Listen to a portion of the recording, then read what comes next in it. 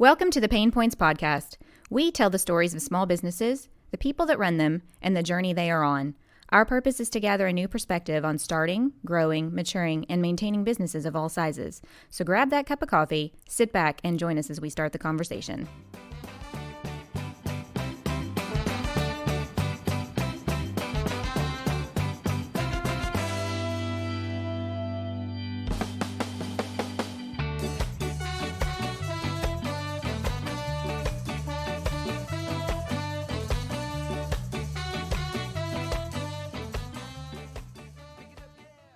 Hey guys, welcome back to another episode. It is the entire Harbuck clan today. Me, Sarah Harbuck, your host, my husband, Ben Harbuck, and our producer, Megan. She is sitting in. Kristen couldn't be here today, so she's very sorry. She's very upset. But our guest is Omar Prestwich. Omar, hello. How are you? Yo, what's up, guys? I'm well. Good. Well, why don't you tell us a little bit about yourself and tell our listeners and what you're up to these days. All right, I can definitely do that. Guys, my name's Omar Prestwich, and I'm a simple dude. I I just like to get after it every day. So I do photography and design. I like the marketing side of building content, and I enjoy fitness. So if you follow me on any social media, you'll always see me either running or doing some sort of workout. And that's pretty much it. You know, I got here by always wanting to improve my life. And I don't know, like, that's who I am. That's what I do. And it's every single day. So I'm really curious. I'm gonna jump right in. I knew you when you had a specific job. Are you not mentioning your job intentionally in answering that question of who you are and what you do? Well, I was going to ask, are you considering yourself an influencer these days? No, definitely not an influencer. No? Okay. Yeah, so to answer your question, and for the listeners, I used to be the head of social media for K-Swiss. So I was the community manager. I was the guy that responded to every single comment on all the social media platforms. I shot photos, I helped with photos, just a lot of things, and I produced a podcast. So I'm no longer with K-Swiss. I jumped into the world of entrepreneurship just because I like the risk. I like the idea of seeing if I'm really as good as I think I am and seeing what I can create and who I can create with. And I don't consider myself an influencer by any means, but I think that every person has greatness within them. And I think every person has something good to give. And so when you're working on yourself, you're inspiring someone else. And I think that if you share that in that way, am I an influencer? That I hope people are influenced to better their life, then hell yeah, I definitely consider myself an influencer. But as far as what people would normally consider an influencer, I don't know if I consider myself that. For sure. Good deal. Your Instagram account definitely looks like it could be very cultivated in that direction. So that's why I asked. But I knew your history with K-Swiss based on what Megan and Ben have talked about and just what you've been doing lately. And I was like, he sounds like a cool dude to talk to. So we need to have him on if he has the availability. Yeah. So thanks for making the time. Of course. What these days, we've lived in this crazy, 2020, sort of just changed the face of everything for everybody. What have you changed careers, it sounds like, or you left a stable corporate job and you've gone into entrepreneurship because you like the risk. You sound like my husband, Ben. In this, was it something about this year that sort of prompted that switch? Hey, everything's going to hell anyway. Might as well jump off the cliff. I might as well go with it, right? Right. Yeah, that's an excellent question. The truth is, so when I jump into something, I go 100%. That's just who I am. It's always how I've been. And I did this program called 75 Hard. hashtag 75 hard.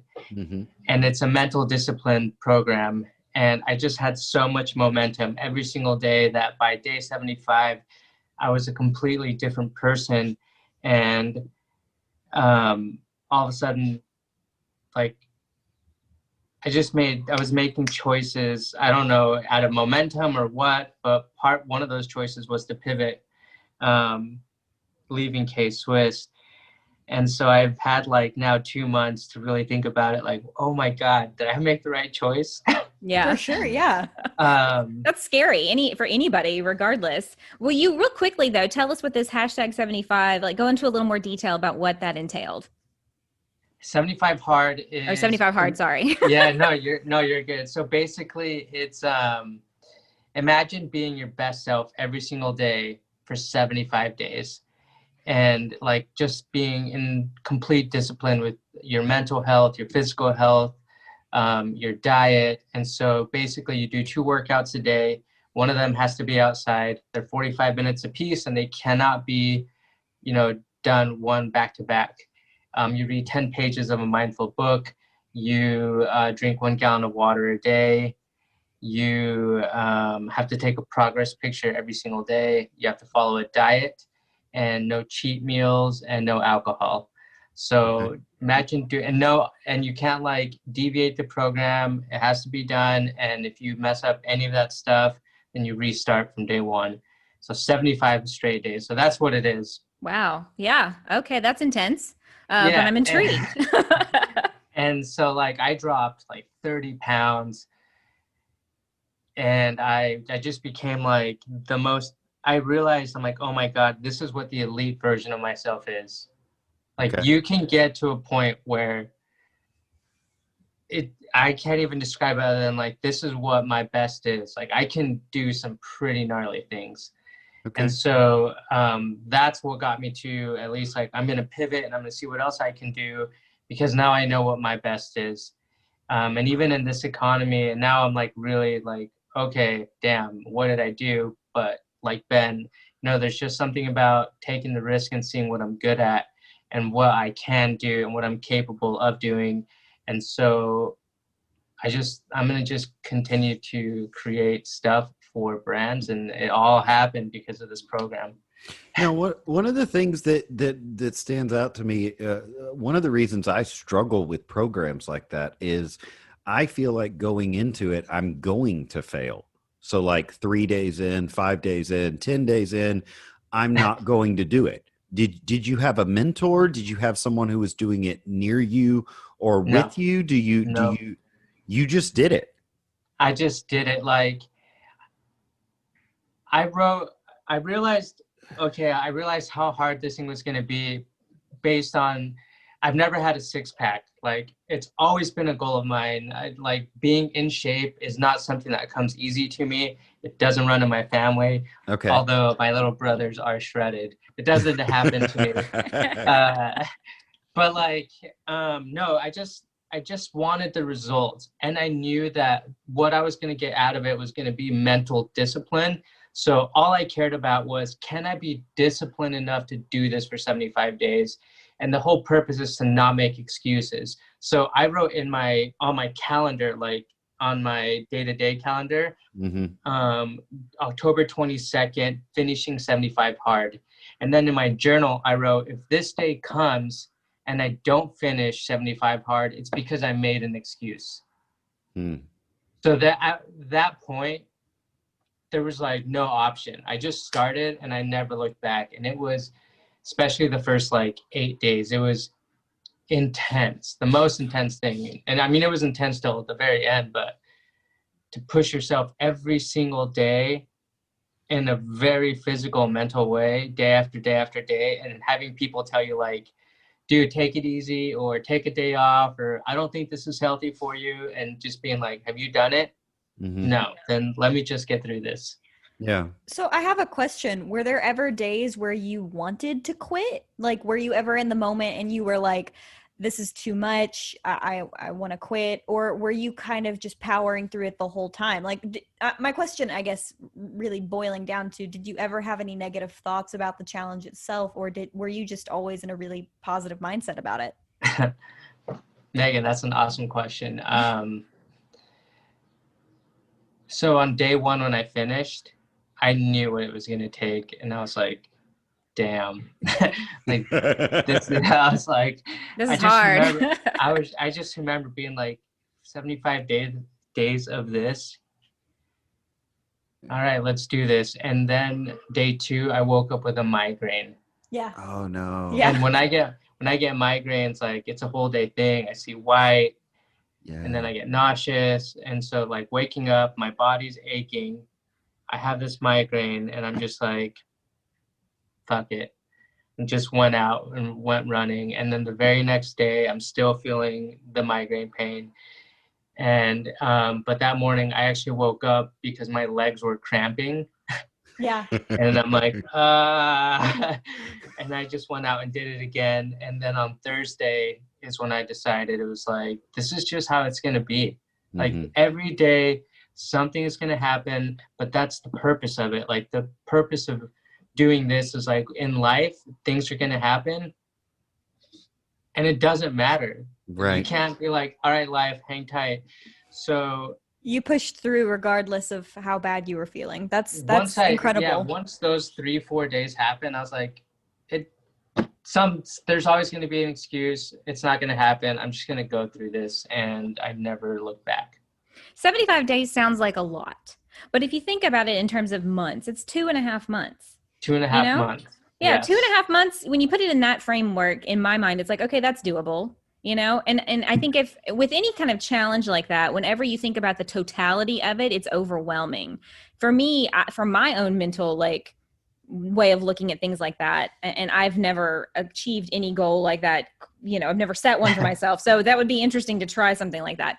But it's taking it one day at a time and not really thinking about, okay, well, I have to do tomorrow too. It's more of for me, I have to bite off these tiny pieces, because if I think about, I have to do this for 75 days, I'm going to self-defeat right then and there. You know what I mean? So it's interesting how different people look at it and feel about it. And you're those day 2, 3, 4 that were so hard, going, okay, well, this is how it is. And that is life. That is literally life. It's going to kick you in the butt. It's going to knock you down. Do you choose to stay on the ground and whine about it, or do you get up and you try to make the next thing work? And I feel like that's a good mental health place to be in, to just kind of keep persevering, not in a toxic way, obviously to your own detriment, but to challenge yourself. I feel like this year has been challenging, and to try something like that and go, I'm going to push through it, and I'm going to get there. And I don't know, that's a pretty amazing. I'm not sure I have the mental or physical fortitude to do 75 days in a row, but it sounds intriguing. It becomes addicting, because when you start tapping into how great you are, how organized you can be, like those micro wins that you talk about, that's why the daily photos are the most important thing. Because number one, when you take your shirt off, for example, or when you're exposed in a healthy way, right, and you're not confident, like it's also a mental thing. Yeah. So taking a daily photo every single day, and then all of a sudden because you see the progress, that's what's going on in your mind. And then it gets addicting at one point, because you're like, damn, you're seeing it, you're feeling it. Your energy is just something else. It might be the water or, whatever it is, but then you don't want to quit, because all of a sudden you're like, oh my God, I'm a superhuman. This is like what I was meant to do. Because you're not drinking alcohol. You're doing everything good for your body and mind. And why would you want to stop that? Yeah. Yeah. They say it takes 3 weeks to form a good habit. So would you say after the 3-week mark, where you like really, it just second nature at that point? Actually, I was cracking up, because at week 3, I was like, 21-day challenges and 30-day challenges are the biggest scam. Yeah. I agree. Let me see where you're at. Let me see where you're at in 60 days, because if it takes you 30 days or 21 days to build a habit, then let me see your progress picture in 60 days and see if you really kept up those habits. Yeah. That's what, like, when I got to that point, And I knew that I'm like, I'm only on day 21 out of 75. Are you kidding me? Like, Yeah. wow, what a joke. Even on day 50, I was like, I still have 25 days. That's almost a month. Yeah. And so, yeah, it gets addicting and you want to just like keep going. Yeah. Yeah, that's pretty cool. I think that, you know, maybe starting smaller for somebody who's never done something like that before. But I definitely feel like this year we all need to get into a different, healthier frame of mind and start better habits, you know, because I think 2020 knocked everybody down in some way, shape, or form. Mm-hmm. And, you know, what do you do after something like that happens, you know? And how you face those situations, you know, and you've chosen that route to go about, you know, changing your life, and it changed your life in a big way. So now that you've done all that, what is your career path looking like now for you? You said you wanted to work with more brands. Is that something you got in the works, or you actually have that knocked down? And can you share any information? Yes, I wish I had it knocked down. That'd be amazing. You know, to be honest with you, I'll share with you guys the behind the scenes story that no one's ever heard of what was going on. So when I was finishing 75 Hard, I started getting attention from a ton of people. Like, Ben, thank you. You know, you played a part in it. You know, shouted me out with Gary Vee. I had like people from his team and his company shouting me out. I had the founder, or the guy that started the 75 Hard, his name's Andy Frisella. Okay. Who's like Joe Rogan type level of you know, anyways, but entrepreneur, just like a real boss. He started paying attention to me. And an old client of mine from years ago reached out to me, and like, it was like reconnecting this potential of like working together in future and all this stuff. And I was still at K-Swiss and I'm still doing 75 Hard. And it just like the very last day, my last 2 days of 75 Hard. So the last 3 days, well, last 2 days and then the day after, I had basically like, I let K-Swiss know I was leaving. Basically is what happened. Or like, hey, I'm gonna move on. And then that day I started my 4 miles every 4 hours for 48 hours. Like that very, like, I'm talking, I had the meeting and then at midnight I started running. Oh my gosh. So it was just so intense mentally because I'm going through all this stuff. I'm like, I weigh 115 at this point. I went from like 150 to 115. I've been like just on this momentum. My family comes into town. I'm doing all this stuff. And then I finish 75 Hard and I get a phone call from this old client. It's like, hey, can you do this XYZ right now? You'd have to fly into Utah tomorrow or this weekend. And I know you're still at K-Swiss. And it was just like, the dominoes fell in the right order. And then that idea fell through, but it was too late. So like, that's the best part, I think, about where I'm at right now. And I share this because as an entrepreneur, a real entrepreneur, I guess, when you're a risk taker, you take the risk no matter what. Right. And so I had the option. I was like, do I leave this job that I'm good at, that I love, that I believe in, or do I jump ship and do my thing? And so I decided to jump ship, and I was doing this, and while that choice was made, this other one exploded. It didn't work out. And so I started applying for jobs, and I had 2 potentials that I was like, oh, I got this in the bag. I'm talking, I thought both of them, I'm like, I got this, like, it's done. And both jobs, same thing. It was like, hey, it was really hard, but we're going to move with the other person. Wow. Like, oh my God. You know, so I just realized that everything I always tell myself is true. Like, you have to be a person of value to at least in my mind, like, I can get a job almost anywhere, I think, and I have a couple clients and I'm doing my thing, but I had to like really like if I want to be more of a person that I have in my mind, I can't always rely on the job. Right. I have to like really get out there and earn it. So what I'm doing is applying all my skills, and I'm going to build at least right now until I figure keep making it. But I'm creating campaigns for people. And I'm restructuring an old production company that I had that used to be music at the time.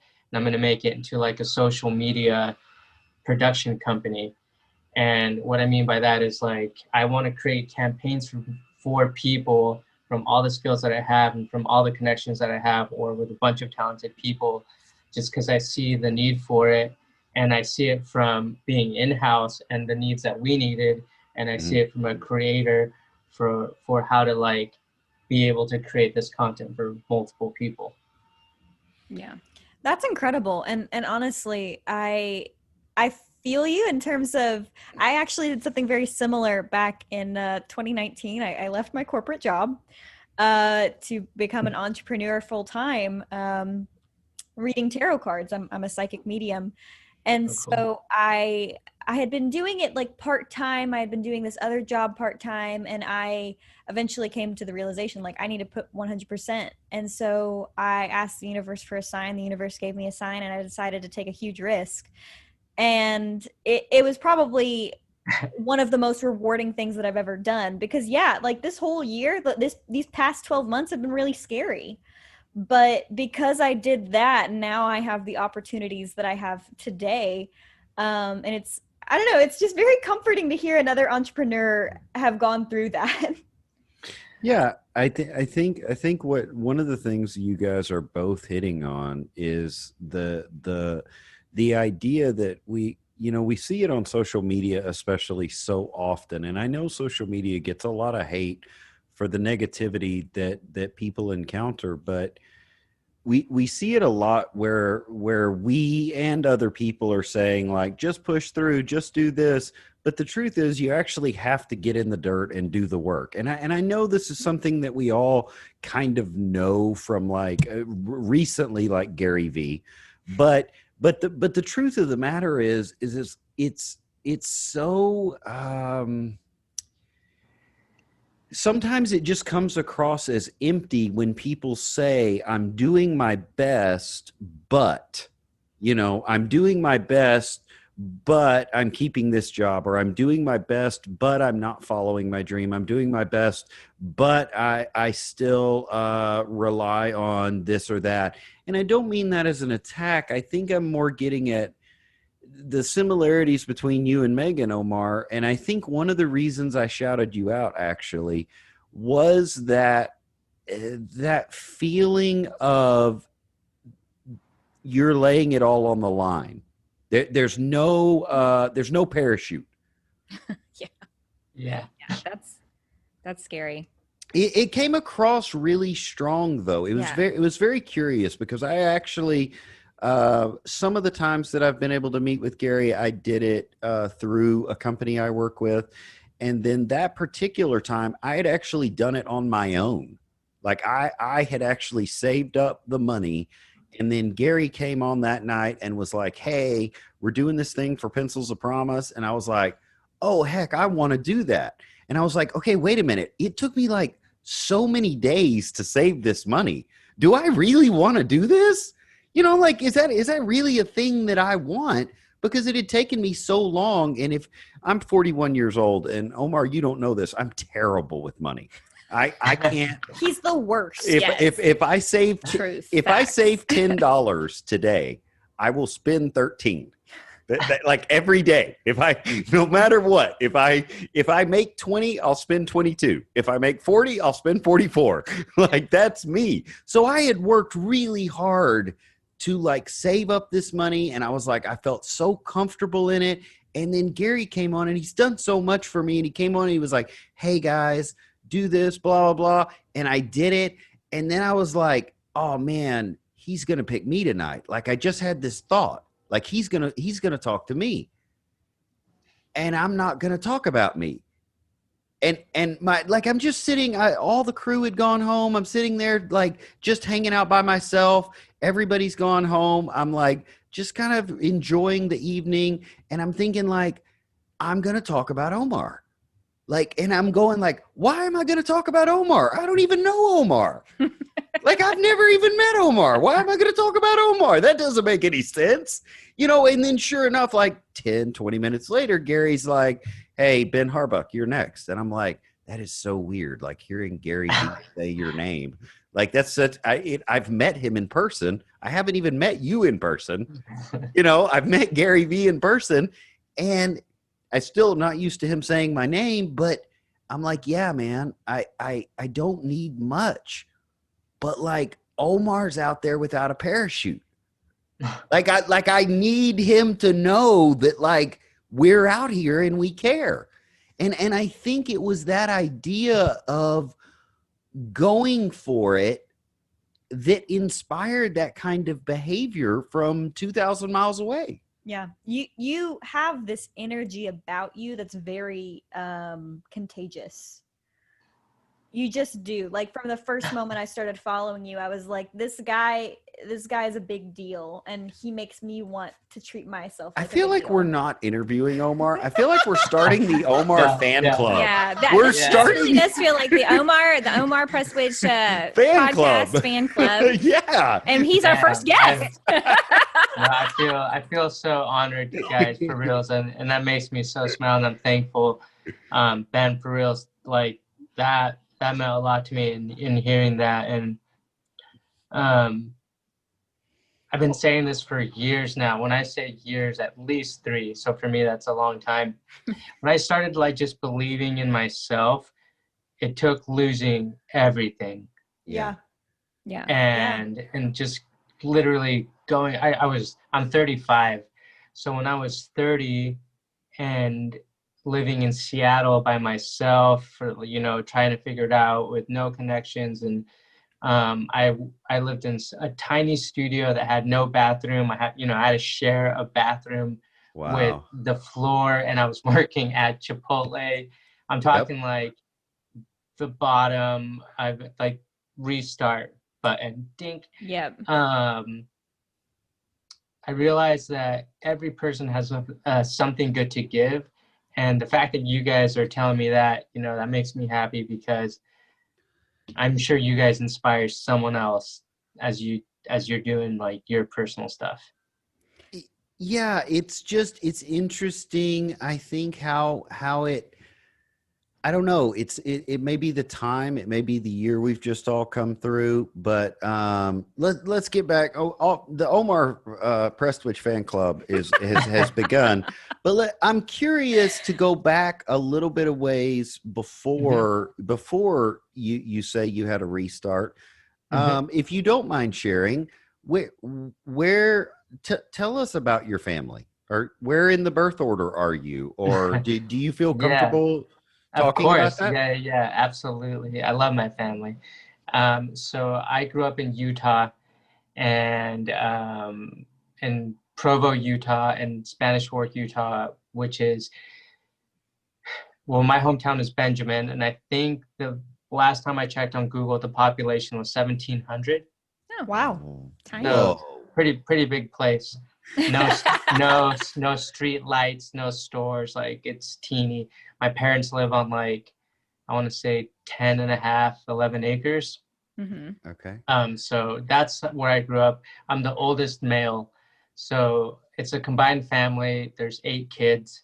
Wow. And I'm the oldest son. So I was definitely like the test dummy.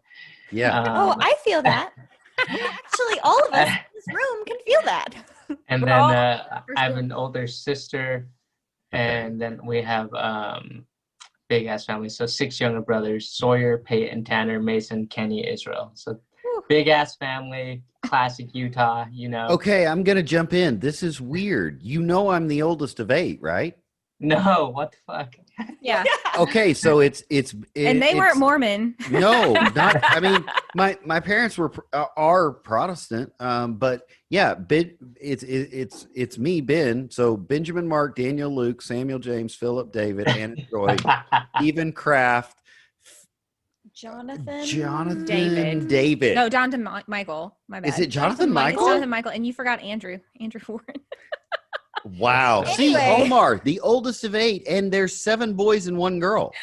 Mhm. How did you and I both? That's crazy. Well, I'm second. I'm the oldest male. My sister's older than me. But Yes, Yeah. but still. but also Yeah. there's 7 males, right? Yeah. Or do you have 2 sisters? No. Just one. Just one. Just That's the one that such a acts like weird a girl. coincidence. That's so weird, man. Yeah. Definitely, y'all have unique experiences growing up with so many siblings, I'm sure. Like, that teaches you so much about life and how to interact with people, because it's, like a whole community versus like one brother or one sister, I think Exactly. definitely we both grew up in a tribe. Yeah. Yeah. Tribes. Yeah. When you have a big ass family and you do things together, yeah, you're a tribe. And you know how to lead, especially as like the oldest male. Yeah. You kind of figure out how to just like be a leader unintentionally, Yes. because everything is, you're like I said, the test dummy, and however you get through it is the example for your brothers. Yeah. Yeah. For Or sure. they tweak it as the years go by, and then They the ones are- definitely tweak it, and it gets easier. Like my baby brother, I'm just like, damn, dude, a walk in the park. Yeah. No, I look at my younger brothers and I go, you guys don't understand how hard we had to fight for like what you're just going like, oh yeah, this is easy. It's Tuesday. What? And I'm Yeah, going like, yeah. I thought I was going to die on Tuesday. Yeah. So I have a question. Yeah. Now that we know that Ben and Omar have similar backgrounds. So you're 35 now. You said that you went through a big reset when you were, in your early 30s. What is your, like, I'm 21. I just turned 21 like a month ago. And Mhm. so I've taken like 2 semesters of college. I don't have a degree. Don't plan on going to college at any point anytime soon. What does that background look like for you? Have you gone to college? How did you get you were the social media guy for K-Swiss. Like, was that just something that you learned, or can you walk us through what that looked like for you? Good question, because that's Yeah. exactly what I was going to ask. Yeah. So, perfect segue, because number one, I grew up in a small town, and in small towns, you're not really taught to dream big. Mm-hmm. You're just Yes. taught like good values and hard work. And Go be a that's, cog in the wheel. Yeah. that's basically it. And there's nothing wrong with that. It's just a Sure. simple life. Yeah. I've always had this like kind of adventurous background, like rollerblading, graffiti, music. Like growing up in the 90s, kind of have that like culture in you.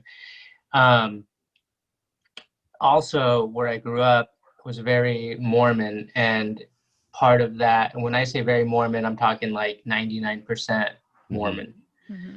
So, you're taught a certain lifestyle, very structured. You school, you start college, and then become a missionary, and then you come back and you go back to college and you get married and you start your, it's kind of set that way. And so I was kind of brought that way, and I did attempt college, but I'm not a good student. Me by any neither. means. I just like, I can't. I'm like, I just want to draw.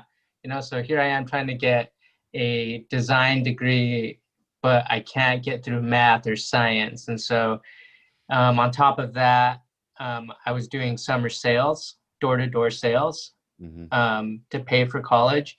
But then that took over my life, because as like a 21-year-old, and then you make like $40,000-$50,000 in the summer, you're like, what? Through school. But like you, Ben, at that time I was terrible with money. Right. So that didn't last. No.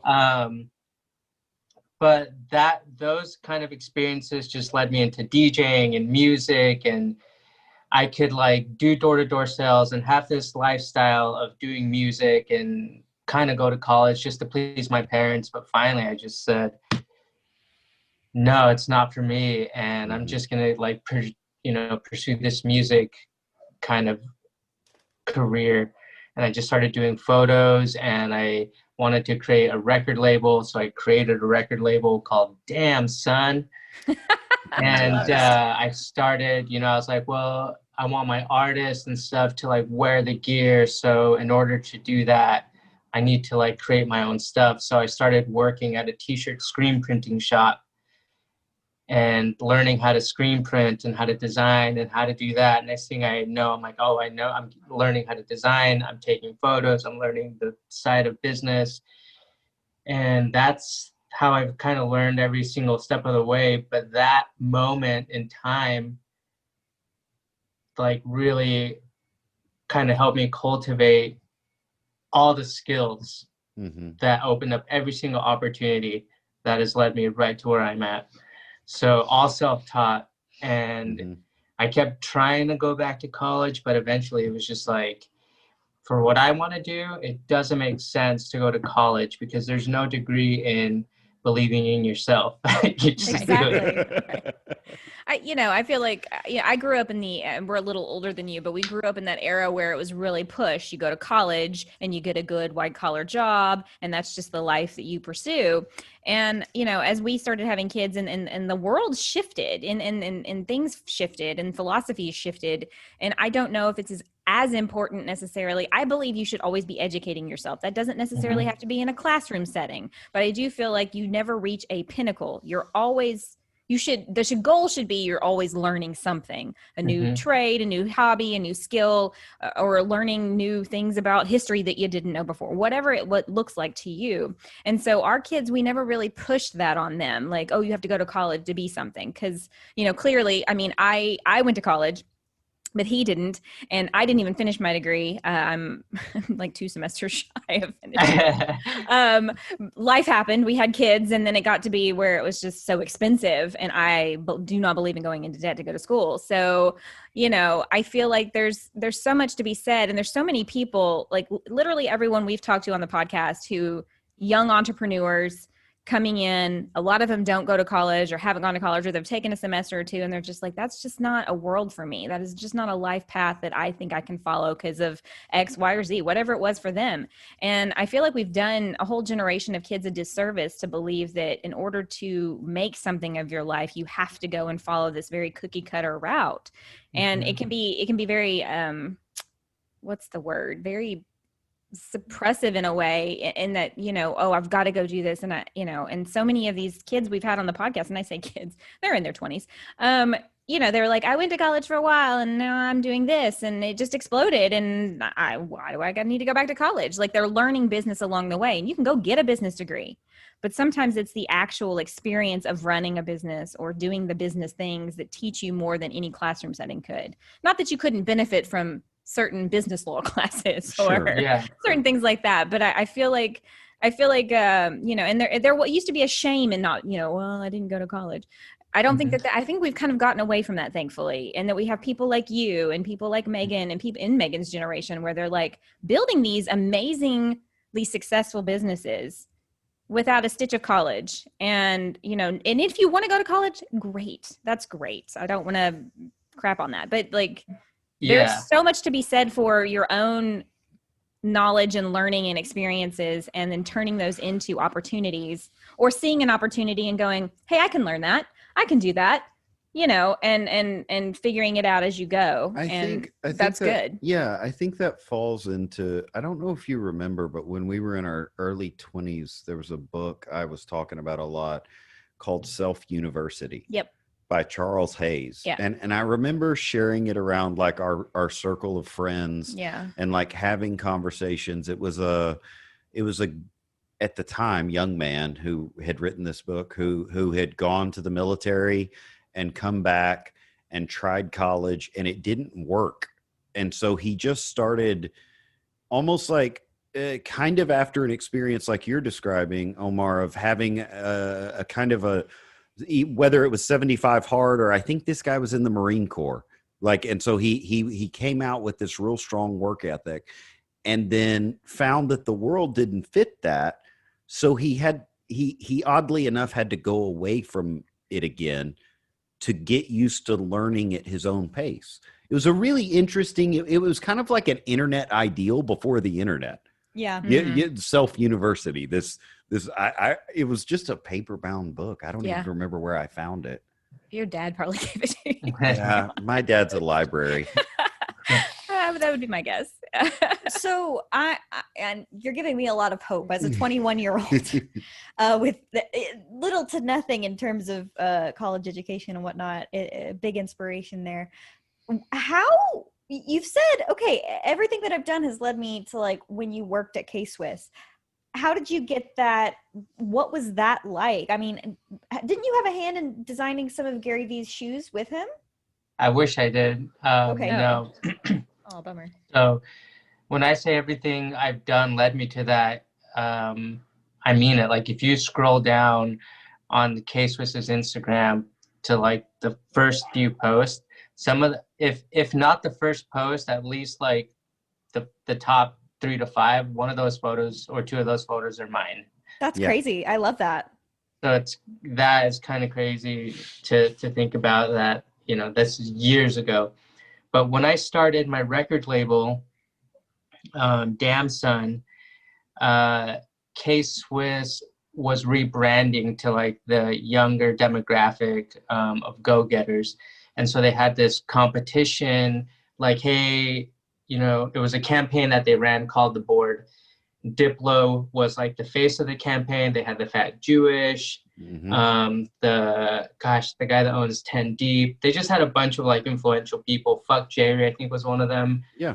And they picked 100 people from around the world to be a part of this, like revamp, taglines, shoe designs, whatever. So I made a video, and it was like I was doing my record label, so Diplo was like a big inspiration. Damn Son, if you look at the logo, it's heavily inspired from Diplo's record label Mad Decent. Yeah. Mad Decent, you know. I'm like, Damn Son.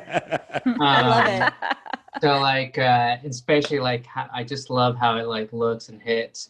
But that actually caught K-Swiss's attention. They chose me as one of the 100, and it was a cool experience for me to realize like, oh, I can do great things. I can, like, I'm building something. Fast forward to whatever 3-4 years after that, when I left Utah, moved to Seattle, and I was just doing my own thing. Somehow just through that like consistent connection, and then me becoming a fan of Gary Vee in the mix, like this is just an accident.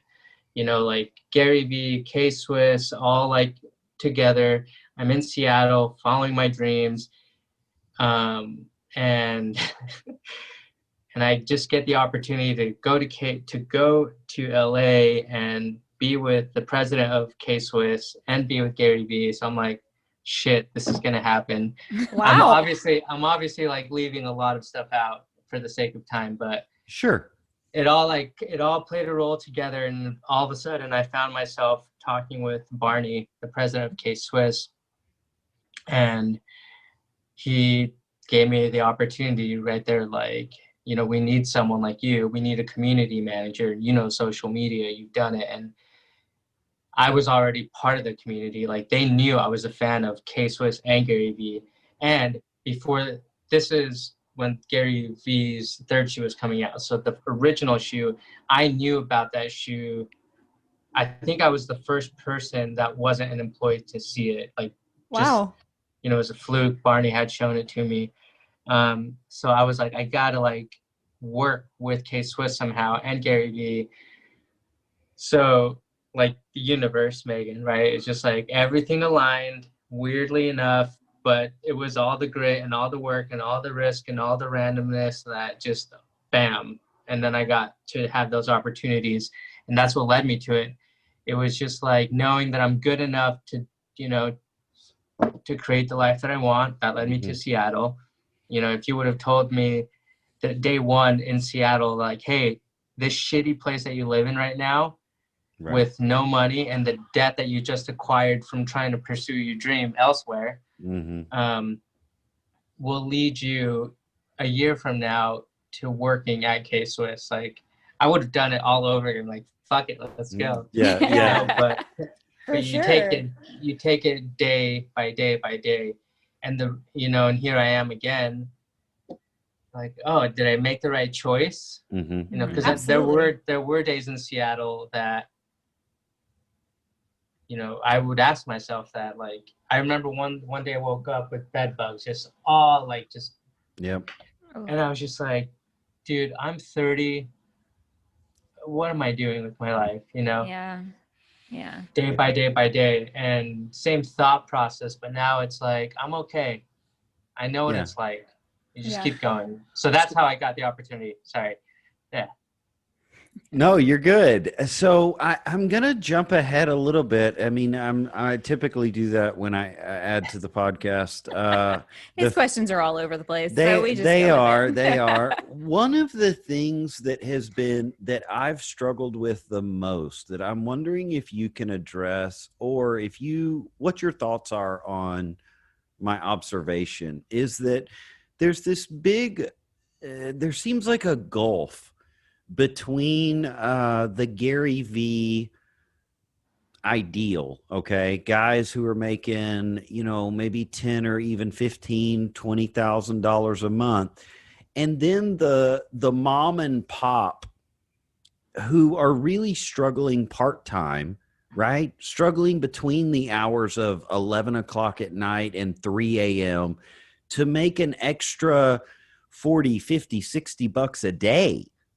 And one of the things that I even run into is this notion that that I can get it all done.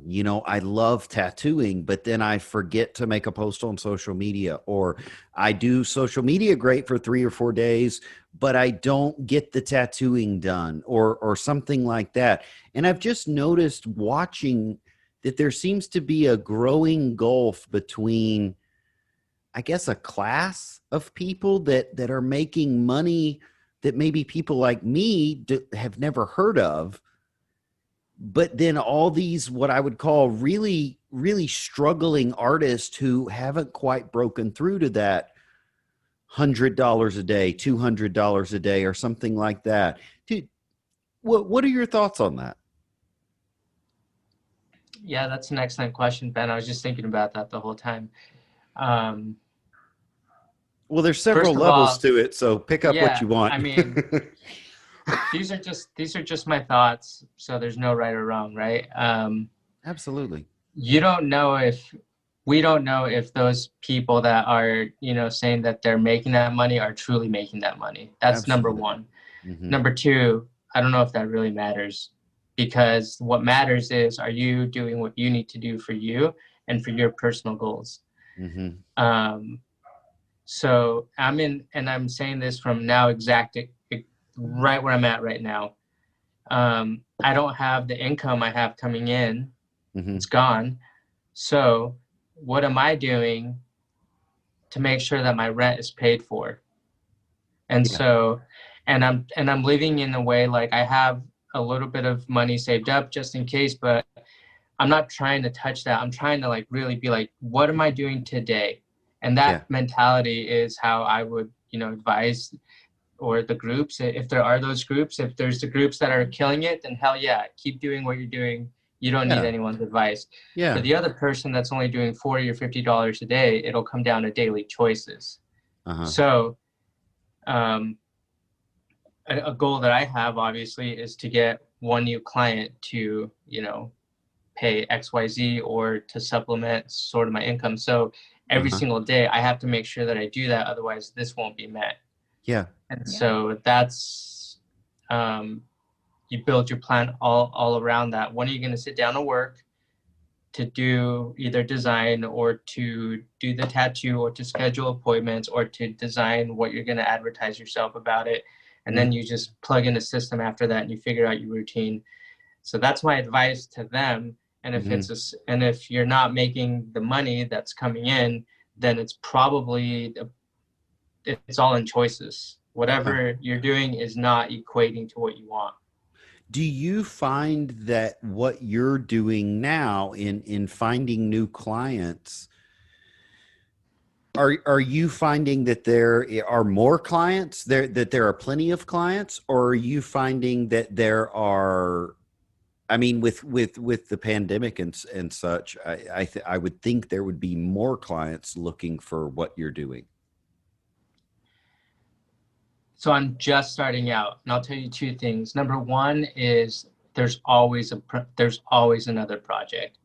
Like I remember sometimes at my previous job, I'd get a little overwhelmed because there's always another project. Like Yeah. I couldn't enjoy the one or whatever it was. So that mentality, it led me to understand that there's always someone that's going to need this type of work.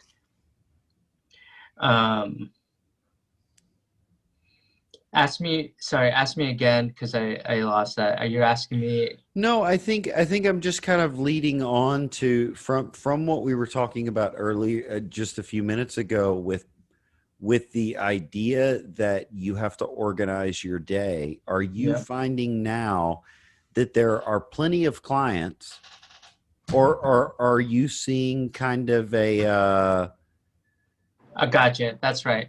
And I just interrupted you because I had a thought. No, go ahead. I've changed my mindset. And what I mean by change my mindset is because I applied at 2 jobs out of the scarcity mindset, out of like, I need the income. Yeah. So once I got rejected by those 2 brands, it really it pummeled me mentally for a sec, because it's like, you just got rejected, bro. Yeah. Like, and when one of them, I was like, when I say I spent hours manifesting, as hippie as it sounds, like right here, like I'm talking, I would visualize it first on this mood board that I made, and then I would spend a specific amount of time thinking about it and why I wanted it. And really, and like I kept telling myself, until the universe, I even tweeted it, until the universe tells you no, it's a yes. Yeah. And I thought, because it was pure, it was aligned with what I wanted to do. And then I got a no. I'm like, oh my God. Yeah. And so like that opened up my mind to a different way of not thinking scarcity, but like, what am I going to do to bring value in this time and create clientele and stuff like that? And I realized like there is a lot of work, but now I want to, how do I want to bring the work? You know, yeah, exactly. What do I want to do? Because I can create social media posts and copyright and whatever I want. Anybody can, everyone needs something like that. You can get hired to do that almost anywhere. But I want to do more than that. I want to be like, okay, that's only one aspect of what you need. What do you really need? You need sales and conversions, and like, then there's more to it than that, pal. So I'm trying to build and create, and by being scrappy, so I'm doing it for dirt cheap for like certain people right now, where I'm building campaigns, very visual. And I'll give you one example. My friend Michael, he owns a restaurant called Dirty Bird. And you'll see me post about it. But they hired me to help them with some social media, and so I went and shot some photos. Well, now for me, for free, because that's what you do when you have to like figure your next move out, is I'm taking now those photos and I've created a campaign around them. So I've taken all my skills that I've learned. I've taken what I've seen from pop culture that I think is cool, and I'm creating a campaign, and now I'm giving that to them. And like, I'm trying to test out this, like, hey, by the way, here's these images. This is how you should do it. If you do this and spend XYZ, you should get this type of ROI, I would assume. You know, that's now how I'm thinking. It's a different mindset, because that positions me to create value and not feel rejected, but level up in my life. And then in turn, at least my long term, is like be relevant enough where people want to work with me and my crew and my brand, because I built it. Yeah. And then the rejection, it's like, I fucking told you guys. Right. Yeah. So we're gonna have to wrap it up, since we've both got taken an hour of your time. We've taken an hour of your time. We've all got places to be and people to see. So I think we're gonna have to obviously have you on the podcast again because Yeah, we're going to need a part 2 because I feel like we just got into social media Well, campaigns. then let me ask the final question. Yes, go ahead. Unless Megan has I one. was just gonna say, what advice would you pass on to anyone who's going through similar things? And Ben, you can go ahead and do yours too. No, go ahead. I want to hear the answer to this, and then I'll ask my question. Okay, great. Going through similar things as in what I'm going through right now, or As an entrepreneur, yeah, like somebody who's just exact same situation as you, same situation I've been in, where you jump ship, you're an entrepreneur now, and things are feeling pretty chaotic. What would you give to people? What advice? There's a joke advice and real advice. The joke advice, which is almost real advice, is start 75 hard. Okay, Right? Because perfect. while you do this, because you will learn the discipline that you need to succeed. Okay. Okay. So if you're serious about it, do it that way. And I say that because I'm doing phase 1 of 75 hard right now, Yeah. because Okay. I need the discipline to achieve what I want. Yes. So that's it. That's my advice, is like, get straight with what you want. If you're serious about it, your actions have to match up. Yeah. And that's it. Like That's- only you know that. That's perfect. Now, my question is, and I think what came out of that, and it's the perfect segue into part 2, but I'm kind of hoping you'll give us a little teaser here.